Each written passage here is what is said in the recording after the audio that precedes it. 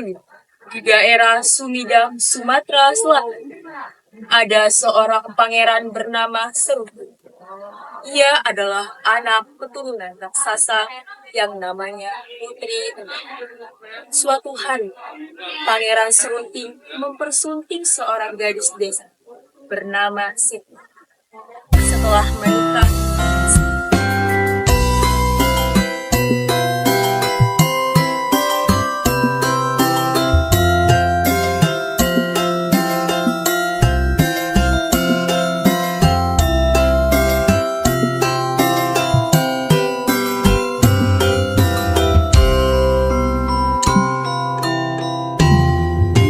Dikala ku merindukan keluarga,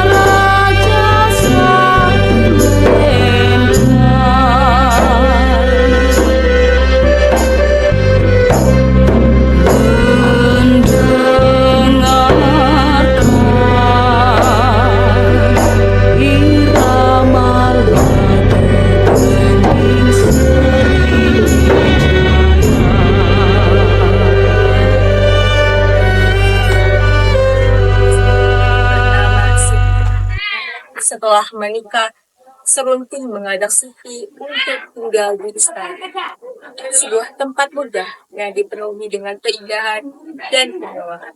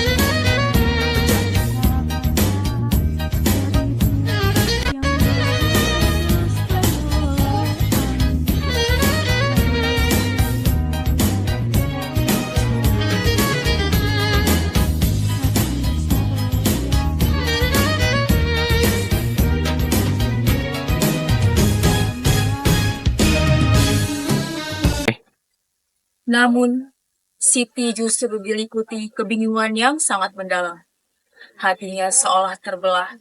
Sebagai seorang istri, ia tahu bahwa kewajibannya adalah mengikuti suami dan memulai kehidupan baru bersamanya. Namun, di lubuk hatinya paling dalam, ia merasa berat meninggalkan adik laki-laki.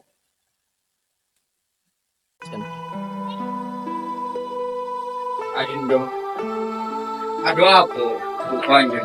Tengok wajah kau sudah. Dindo itu pikir area tebing kanda dewean di dusun itu. Area tebing ini kan ada Dinda satu-satunya. Menca itu area tebing kita ajak tinggal di istana baik. Benarkah kanda? Yo Dinda. Menca itu aku nak ke dusun yang peri area tebing untuk kita ajak tinggal di istana ya kanda. Yo Dinda. Terima kasih kanda. Dinda pamit ke dusun dulu ya. Yo Dinda. Biar pengawal baik yang menemani kau.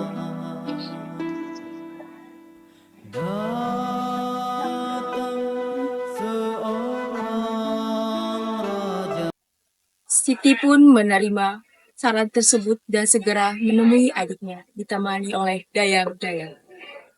Namun, ketika hal itu disampaikan pada Arya Tebing, ia justru menolak karena lebih senang hidup bebas di desa daripada tinggal di istana yang penuh dengan api.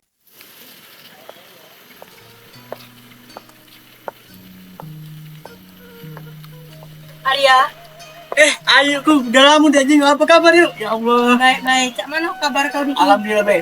Duduk. Ngapa kau ni ndak melo ayu bae na? Tinggal di istana sama kanda. Setiap apa lah yuk aku hidup di sini daripada di istana, aku lebih nyaman hidup di sini. Ini terpikir kau ni dewean di sini na. Ayu dengan kakaknya tidak usah khawatir dengan aku. Aku di sini nak hidup belajar mandiri ayu. Kau ni men dibilang Ica itu terus. Akhirnya, Siti dan Arya Tebing bermufakat untuk membagi dua kebun warisan dari orang tua mereka. Kebun yang menjadi bagian Siti secara tidak langsung juga menjadi milik Pangeran Serunting. Ya sudah, mencak itu kita bagi dua bae warisan dari ayah ibu kita. Nah, kalau itu aku setuju ayu. Biar tidak ada kesalahpahaman di antara kita berdua. Nanti, sudah dibagi dua, olahlah kebun bagian kau tanami dengan sayuran untuk kebutuhan kau di dusun ini. Iya ayuku. Ya sudah, Ayu nak pamit. Kalau ada apa-apa jangan segan nemui Ayu ke istana ya. Ya, hati-hati di jalan ya, yuk. Ya, Dit.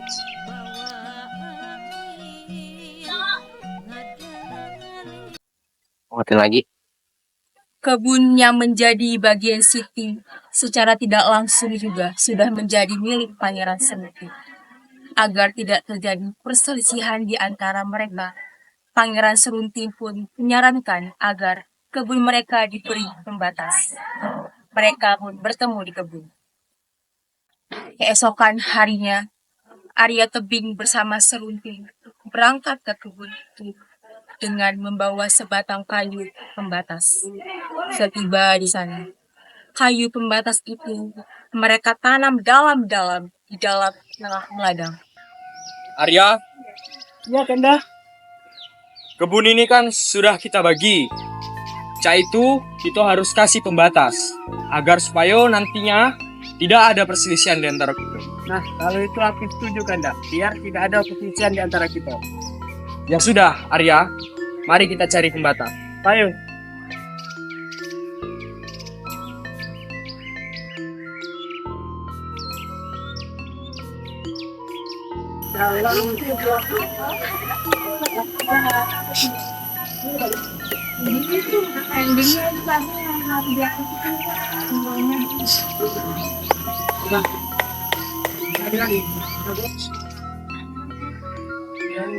Kanda, sekarang kebun ini sudah aku buat pembatas.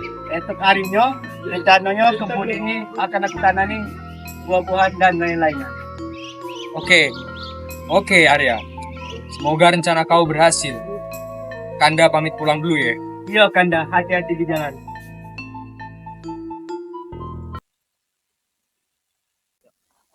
Pada suatu pagi, Arya Tebing dan kawannya Hasan sedang berjalan menuju kebun sambil bencengkrama. Tahu tak, San? Tidak. Kau nih, kerba tak tahu. Cak mana aku nak tahu? Kau dah bagi tahu aku. Kau kira aku dukun apa? Kau ini asal diajak ngomong tak pernah serius. Iya, ada apa? Nah, jadi mak ini, San. Kebun wong tua aku itu sepakat dengan kakakku dibagi dua. Terus jinjak pembatas. Kenapa dibagi pembatas? Kalian berdua ini kan bersaudara. Nah, justru itu jinjak pembatas biar tak ada salah paham di antara aku dengan kakakku. Benar juga. Terus sekarang kau nak cak mana? Nah, rencananya kebun itu nak aku rawat esok hari. Kau nak mau tak bantu aku? Gampang. Asal ada komisinya. Tenang baik kalau soal itu. Payung nak aku. Beberapa hari kemudian, pada kayu pembatas itu tumbuh tanaman cendawan atau disebut dengan jamur. Namun, cendawan yang tumbuh pada batang kayu itu jauh berbeda. Cendawan yang mengarah ke kebun Serunting hanya cendawan biasa. Sedangkan cendawan yang mengarah ke kebun Arya Tebing berupa cendawan emas.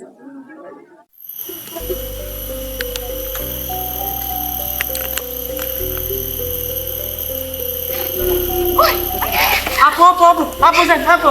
Mas! Mas! Bisa kayak mendadak kau Arya. Mas! Tentu saja dong, Hasan. Bisa lah kita membeli mulut tetangga yang suka nyinyir itu. Baca. Arya Tebing pun menjual cendawan emas dan ia menjadi kaya raya. Ayo Mel aku, kita pesta. Ayo.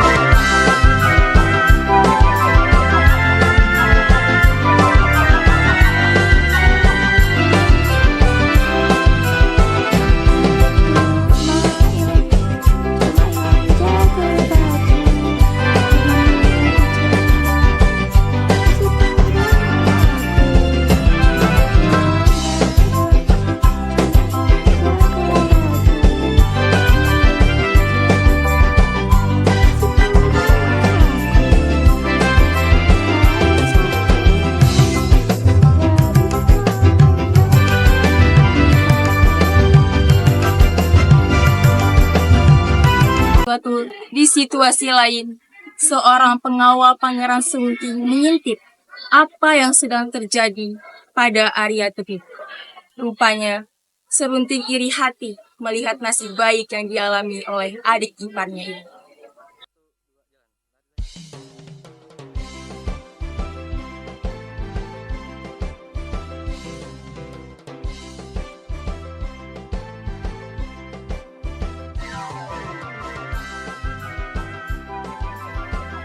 Waduh, tak bisa dibiarkan ini. Aku harus lapor pada Pangeran Serunting.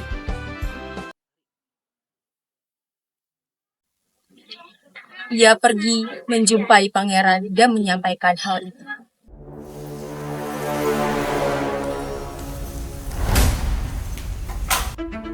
Ada apa? Aku ingin melaporkan sesuatu, Pangeran. Arya Tebing telah menemukan emas di ladangnya sendiri. Apa? Benar, Pangeran. Tidak bisa dibiarkan. Aku harus bertindak. Ayo. Suatu hari, Serunting mendatangi Arya Tebing yang sedang memetik jamur di ladangnya. Arya! Ya Kanda, apa yang kau lakukan dengan kebun aku? Aku tidak melakukan apa-apa, Kanda. Bohong kau! Ya, Kanda, ini hanya kesalahpahaman aja. Tidak! Arya Tebing semakin bingung dengan tuduhan yang ditunjukkan kepadanya. Ia merasa tidak pernah membalikan kayu pembatas itu. Cendawan emas itu tumbuh dengan sendirinya. Meskipun ia sudah meminta maaf dan menjelaskan keadaan yang sebenarnya, Pangeran Serunting tidak mau menerima. Bahkan, ia menantang Arya Tebing untuk berkelahi. Pasti kau telah merubah pembatas ini, sehingga cendawan emas ini mengarah ke kebun kau. Tidak, Kanda. Ini hanya ada kesalahpahaman di antara kita, Kanda. Hai! Kau berdosa. Kau sudah berkhianat. Kalau begitu, aku tantang kau. Arya Tebing bingung untuk menjawab tantangan itu. Ia menyadari bahwa dirinya tidak akan mungkin mampu menghadapi kakak iparnya, Sakti Mandraguna itu. Tetapi, jika ia menolak tantangan itu, Pangeran Serunting pasti akan membunuhnya. Baiklah, Kanda. Aku akan menerima tantanganmu. Tapi beri aku waktu 2 hari untuk memikirkannya. Baik, jika itu mau kau, persiapkan hari itu. Bila perlu, latihlah dirimu. Sejak itu, Arya Tebing sulit memejamkan matanya. Ia bingung mencari cara agar tetap mengalahkan Pangeran Serunting. Sehari sebelum pertarungan dimulai, ia akhirnya menemukan jalan keluar. Cak mano tinggal ke Pangeran Serunting. Cak mano lah nyari kelemahan dia nih. Hai sudah. Pening pala aku. Cak mano lah ya. Nah, aku tahu Ayu Siti. Pasti dia tahu kelemahan Pangeran Serunting. Jelanya. Arya Tebing menemui kakaknya secara sembunyi-sembunyi. Ia kemudian meminta kepada kakaknya agar mau memberitahu kelemahan Pangeran Serunting. Ayahku, tolong aku. Ngapa, Arya? Kau ngapa? Tolong aku. Kau ngapa? Beritahu kelemahan Pangeran Serunting. Kau ngapa dengan dia? Tolong aku, ayahku. Pangeran Serunting telah salah paham pada diriku. Kalau tidak, dia pasti akan membunuhku. Apakah itu tega melihat adikmu dibunuh oleh suatu ilmu? Tolonglah, ayahku. Tolonglah, ayahku. Siti tidak menjawab, hatinya sedang bingung. Siti kembali terdiam. Ia tersentuh dengan perkataan adiknya. Bagaimana ini? Aku tidak ingin adikku mati. Tetapi di sisi lain, aku tidak kuasa mengkhianati suamiku sendiri. Berdiri. Baik, Arya. Ayu akan beritahu kelemahan suamiku. Tapi kamu harus janji untuk tidak membunuhnya. Iya, janji Ayuku.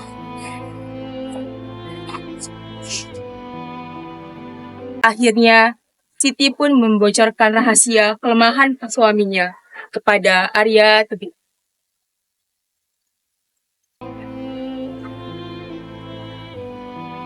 Rahasia kesaktian suamiku ada pada rumput yang selalu bergoyang meskipun dia tidak tertiup angin. Jika kamu menombak rumput ilalang itu, niscaya kekuatannya langsung lenyap seketika. Baiklah Ayuku, terima kasih. Jaga diri baik-baik, Arya. Iya Ayuku.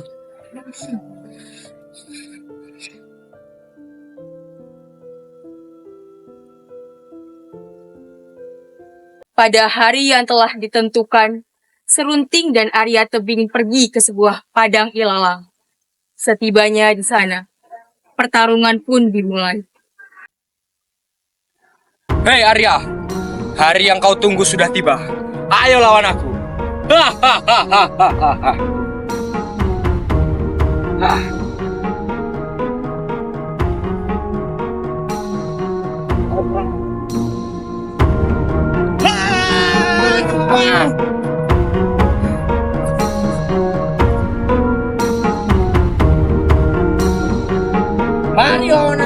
Baru saja pertarungan itu dimulai, Arya Tebing sudah mulai terdesak oleh serangan-serangan kakak iparnya. Hal itu menunjukkan bahwa betapa tingginya kesaktian Pangeran Serunting.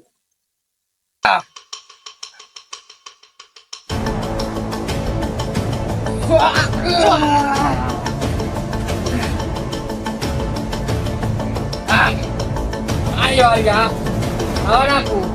Upaya sinubah kekuatan kau.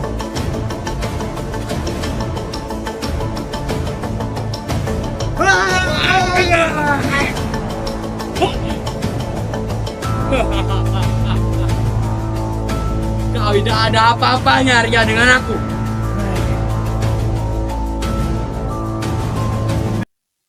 Meskipun demikian, Arya Tebing tidak gentar karena sudah mengetahui kelemahan sang pangeran. Pada saat yang tepat, ia segera menombak ilalang yang bergetar di padang itu.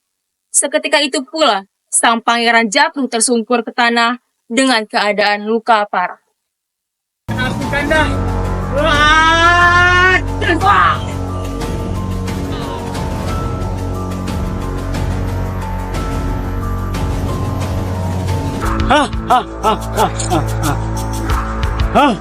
Ini pasti Siti.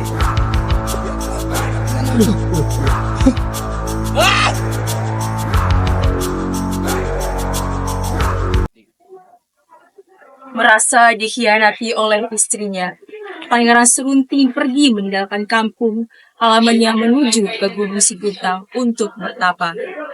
Setibanya di sana, tiba-tiba ia mendengar suara gaib dari Sang Hyang Mahameru.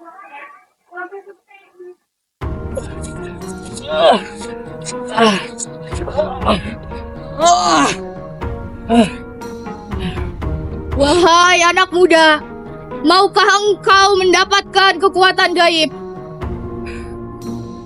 Siapa kau? Sang Hyang Mahameru. Kesaktian apa Sang Hyang Mahameru? Jika engkau ingin kesaktian, ada syaratnya. Apa syaratnya? Engkau harus bertapa di bawah pohon bambu hingga daun bambu itu menutupi seluruh tubuhmu. Baik, baik Sang Hyang Mahameru. Akan aku lakukan.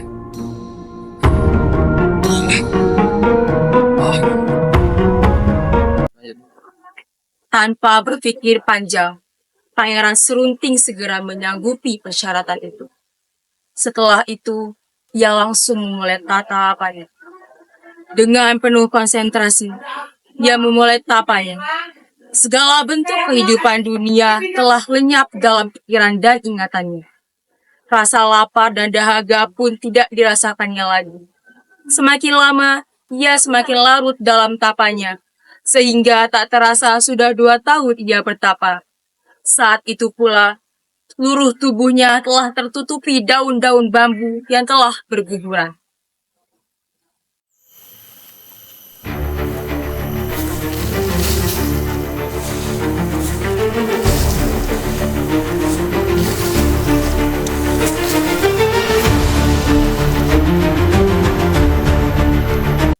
Sesuai dengan janjinya, Sang Hyang Mahameru kembali mendatangi Pangeran Serbu.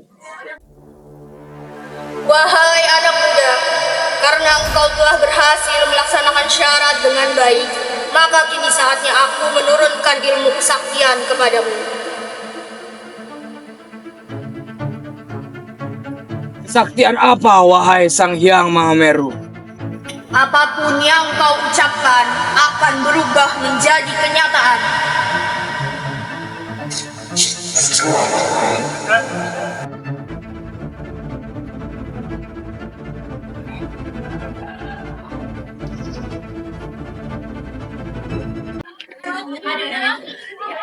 Dalam perjalanan pulang, terbersit di pikirannya untuk menjajal kesaktian yang baru diperolehnya itu.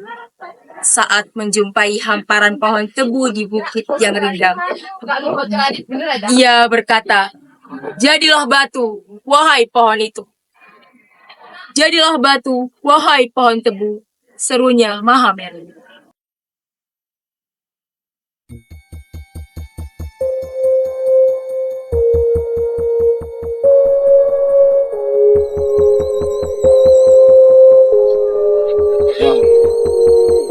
Sekali pohonnya.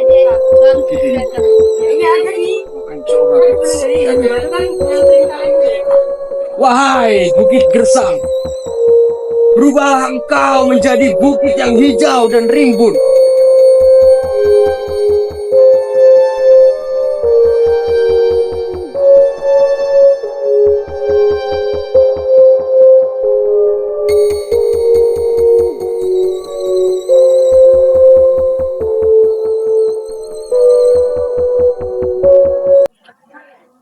Terlihat seorang pendekar dengan kelebihan 2 mata di belakang kepalanya.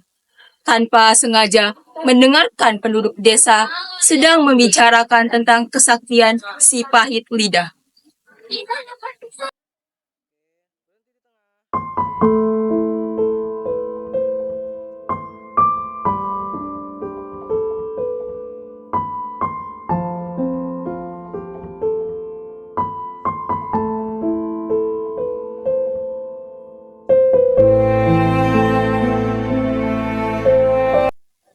Cak Mano ini bang, udah lama loh kita nikah, udah 10 tahun kita nikah bang, tapi belum juga punya anak. Yang sabar ya dek ya. Belum lagi omongan tetangga bang, sakit hati adek bang.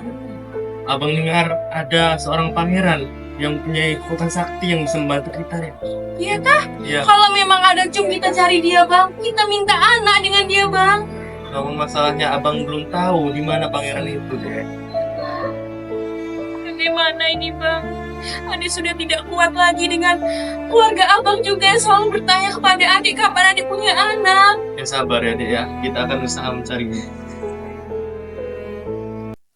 Sepasang suami istri tersebut akhirnya pergi untuk mencari keberadaan si pahit lidah. Kemudian dengan sombongnya si 4 mata berkata, Siapa nih yang si pahit lidah nih? Penasaran aku dengan dia nih. Benar apa dia nih sakti mandraguna? Ya galak aku ada yang menandingi kekuatan aku di dunia persilatan ini. Aku harus segera mencarinya dan adu kekuatan dengannya.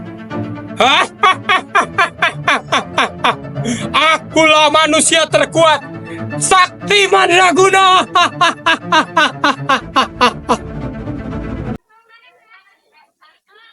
saat si pahit lidah sedang melanjutkan perjalanan.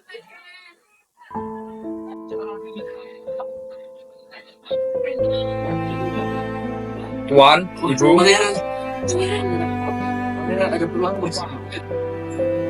Ada apa rupanya, Tuan, Ibu? Aku lihat dari tadi, wajah kau lusuh cak itu baik. Begini pangeran, Kami sudah 10 tahun tidak punya anak. Kami sedang mencari pangeran yang punya kekuatan sakti yang bisa membantu kami untuk memberi seorang anak, pangeran. Betul, Pangeran. Tapi kami tidak tahu harus mencarinya kemana, Pangeran. Kami sangat bingung. Kami bingung sekali, pangeran. Boleh aku minta sehelai rambut kau, Ibu? Untuk apa, Pangeran? Tolong izinkan aku. Dan seketika seorang bayi pun ada dalam gendongan ibu tersebut. Sehelai rambut ini bisa berubah menjadi bayi yang lucu untuk tuan dan ibu. Wahai sehelai rambut, berubahlah engkau menjadi bayi untuk Pak Sutri ini.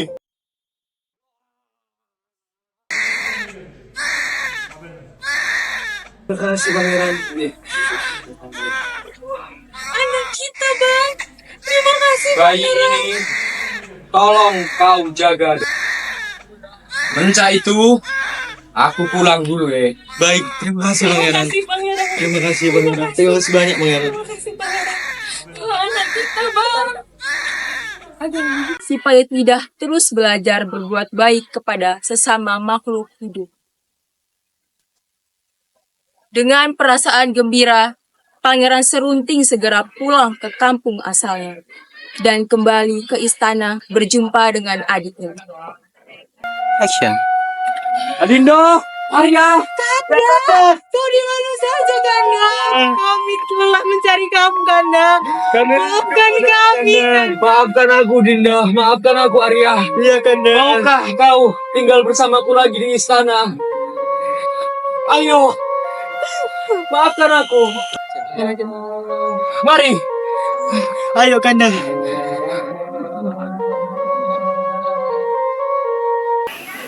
Pada saat si putri ini sedang menjemur padi, si pahit lidah sedang berada di rumah.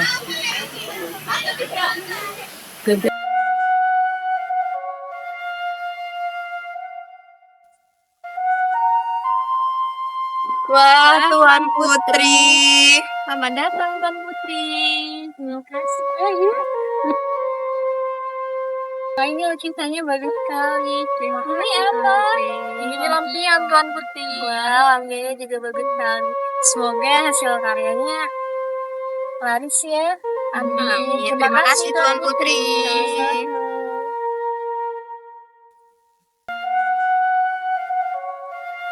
Bagaimana hasil panen hari ini? Alhamdulillah bagus, Tuan Putri. Alhamdulillah.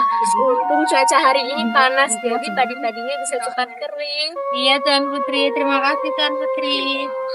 Silakan istirahat, Tuan Putri.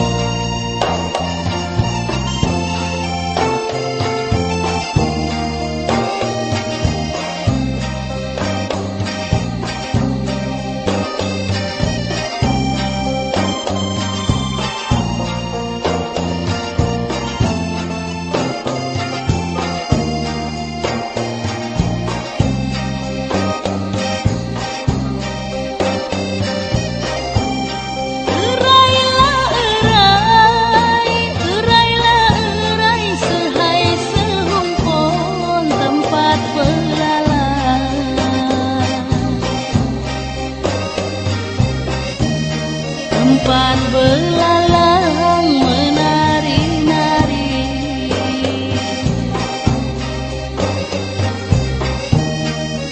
dapat belalang menari-nari.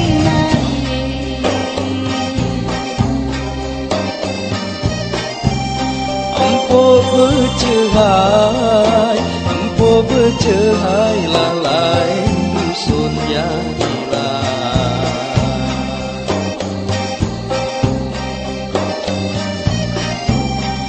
Empo bercehai lalai dusun tunggal pangkalan.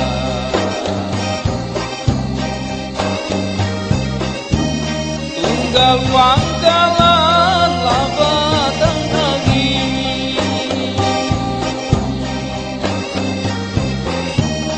Tunggal pangkalan labatang lagi.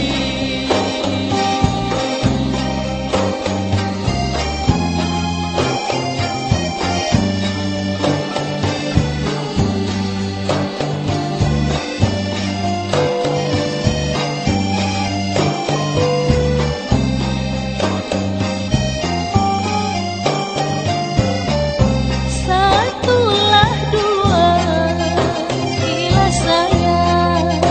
Satulah dua, ilah disayang. Delapan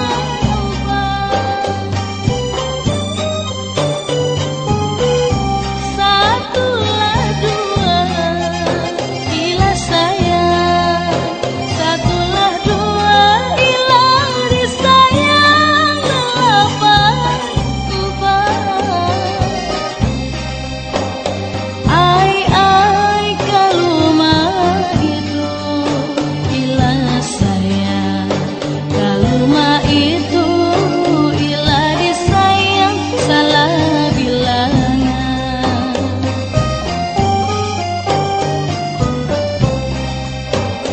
Ai kaluma itu ilah sayang, kaluma itu ilah disayang, salah bilangan.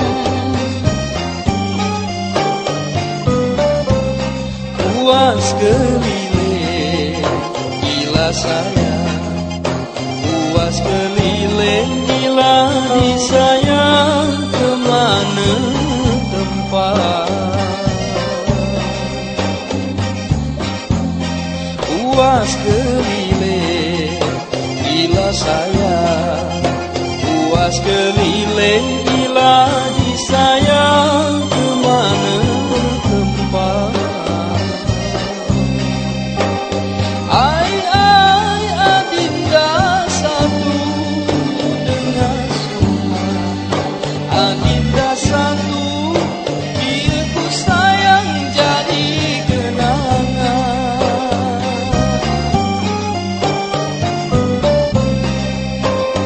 Ai adinda satu dengan semua, adinda satu dia ku sayang jadi kenangan.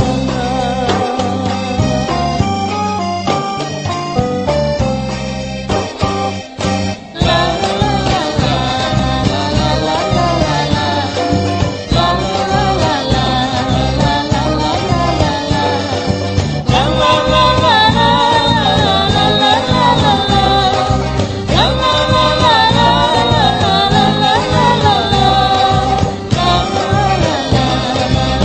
la la la. La la la Darilah mana hendak kemana,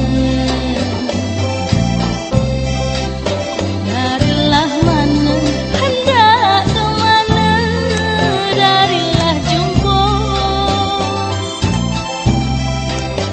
Ayah ilah darilah jumpa ke bandar Cina.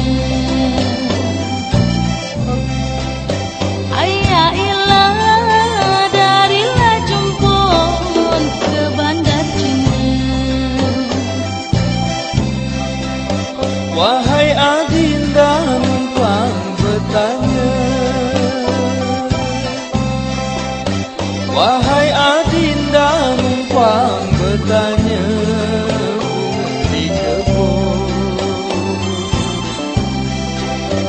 Ayah ilah bunga di kebun, siapa punya? Ayah ilah bunga di kebun, siapa punya? Oi adik tulah, oi adik kakak apa?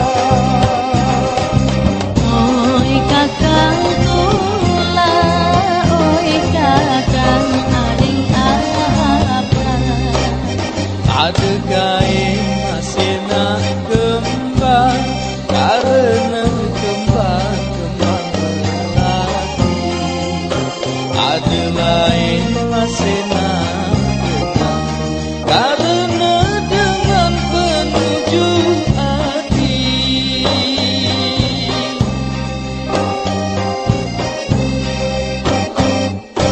Oi adik tulah, oi adik kakak apa? Oi kakang tula, oi kakang aring apa? Baju burung kancengan tiga di batak midanglah keselangis. Amu urung ancaman kita, alangkah panjanglah karang tangis.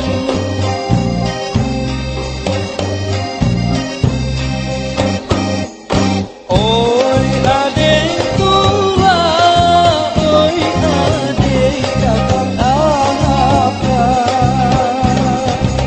Oi kakang tula, oi kakang aring apa? Sapu tangan dikelem rapi, kemudian dikelem baru disulam. Kami menari sampai di sini, kami akhiri dengan wassalam.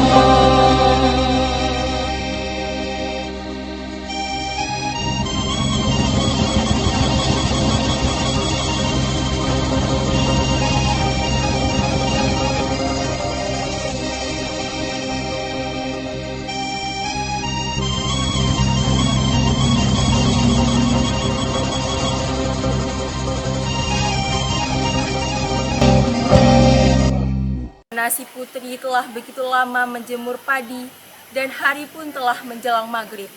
Si pahit lidah tanpa ia sadari telah berucap, Putri!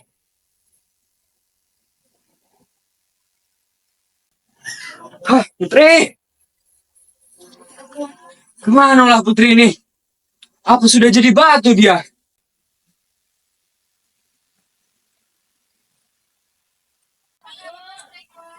Setelah lama menunggu adiknya yang belum juga pulang ke rumah, tanpa berpikir panjang, si pahit lidah keluar rumah dan menuju lokasi adiknya menjemur padi.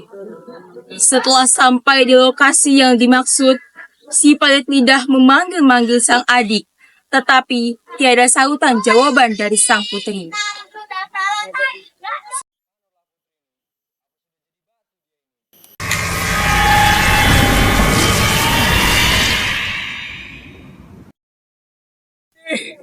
Maafkan aku Putri, aku telah berbuat salah padamu Putri.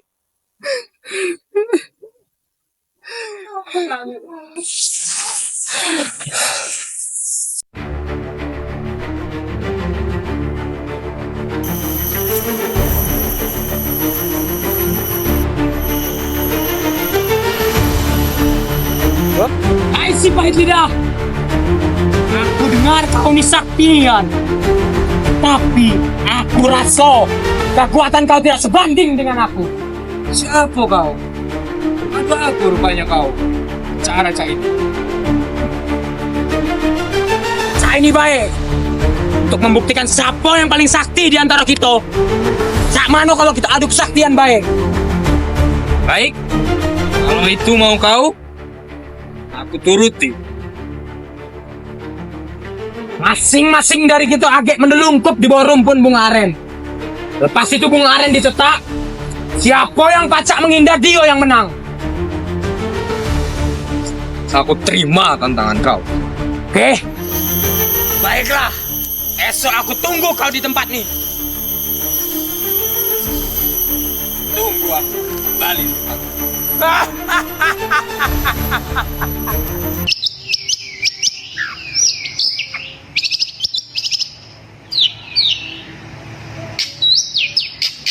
Dengan gesitnya, si pahit lidah berhasil memotong bunga, sedangkan si empat mata sudah bersiap-siap menelungkup di bawah pohon aren.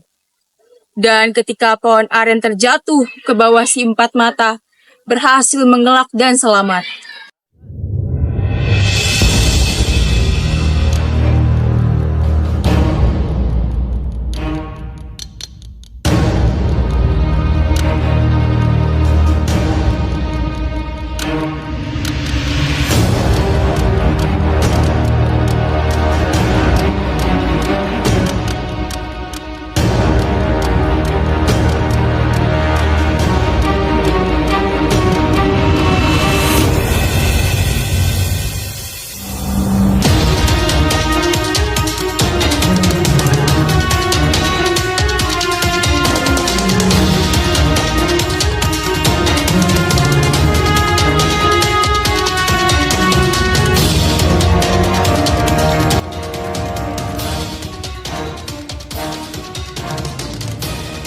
Hai empat mata.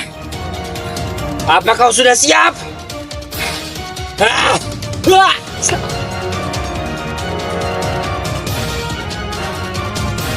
Saat itu baik ternyata kekuatan kau. Ini membuktikan akulah yang terkuat. Kini giliran si empat mata untuk membanjat pohon aren. Sedangkan si pahit lidah menelungkupkan badannya di bawah rumpunan pohon tersebut. Tidak kalah gesitnya, si empat mata langsung memotong bunga aren. Pahit lidah tidak bisa menghindar lagi. Akibatnya, si pahit lidah terkena hantaman bunga aren. Seketika itu juga, dia langsung tewas. Sekarang giliran aku.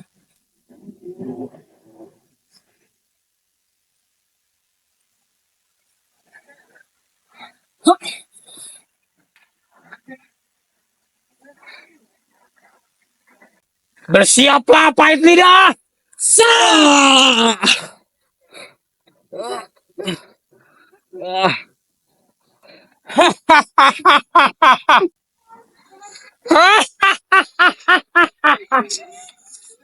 Akulah manusia yang paling sakti mandraguna.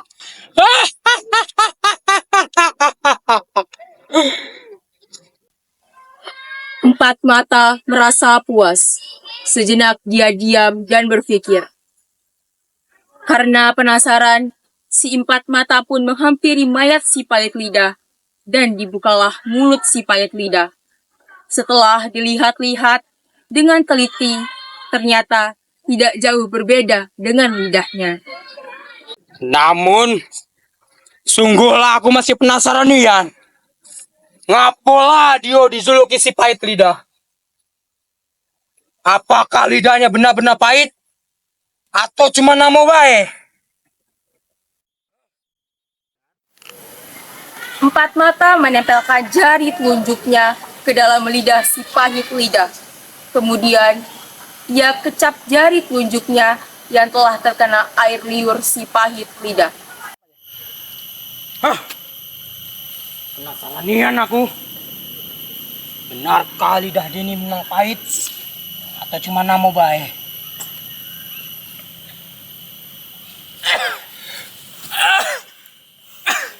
Emanglah benar. Pahit Ian lah. Lidah dia nih. Empat mata tidak mengetahui bahwa rasa pahit itu adalah racun yang berada di lidah si pahit lidah. Akhirnya, empat mata tewas di tempat saat itu juga.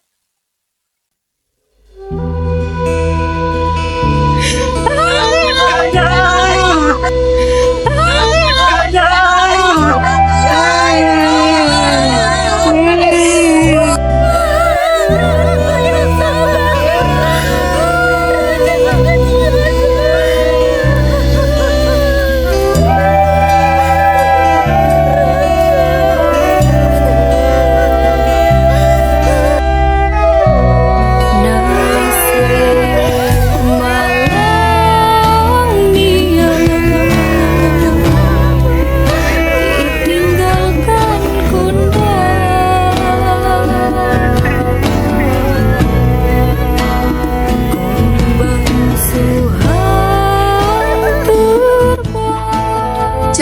si pahit lidah menyampaikan banyak pesan moral yang berharga untuk kehidupan. Kita diajarkan untuk menghindari sifat iri hati dan rasa dendam. Karena emosi semacam itu hanya akan merugikan diri sendiri dan merusak hubungan dengan orang lain. Lalu pentingnya juga untuk berpikir sebelum berbicara, karena setiap perkataan memiliki konsekuensi. Dan juga setiap kelebihan atau kekuatan yang dimiliki seharusnya dimanfaatkan untuk hal-hal yang baik, bukan untuk menyakiti orang lain. Kita juga diingatkan untuk tidak mudah menghakimi tanpa bukti yang jelas, sebagaimana konflik yang terjadi di antara Serunting dan juga Arya Tebing akibat kesalahpahaman. Kesombongan juga harus dihindari, karena merasa diri paling hebat dapat membawa kehancuran. Dan kita diajak untuk selalu bersyukur atas anugerah yang dimiliki, karena rasa syukur dapat melindungi hati dan iri debu. Pesan-pesan ini mengajarkan kita untuk hidup dengan penuh rasa syukur, kebijaksanaan, kerendahan hati, dan kasih kepada sesama. Tari Gending Sriwijaya merupakan tarian tradisional yang berasal dari Sumatera Selatan. Tari ini menggambarkan kekayaan budaya, kebangsawanan, dan keramah tamahan daerah Palembang, khususnya pada masa Kerajaan Sriwijaya. Tari ini sering ditampilkan sebagai tarian atau pada upacara penting yang melambangkan rasa hormat dan sambutan hangat. Melalui gerakan tangan yang pak dan ekspresi yang tenang, tarian ini menyampaikan tema harmoni, kemakmuran, dan rasa hormat. Setiap gerakan melambang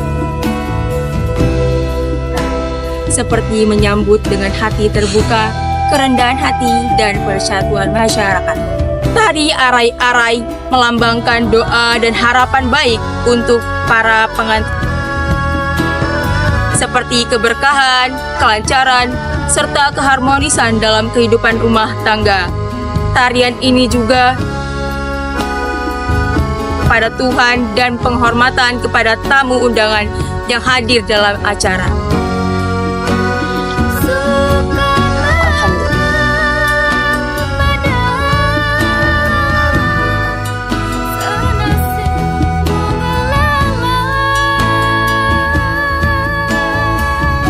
Guys, yang di sini lagi edit. Tahap edit. Tahu jadi bakar-bakar enggak lagi. Oke, boleh senda-senda dikit. Aduh kecolok.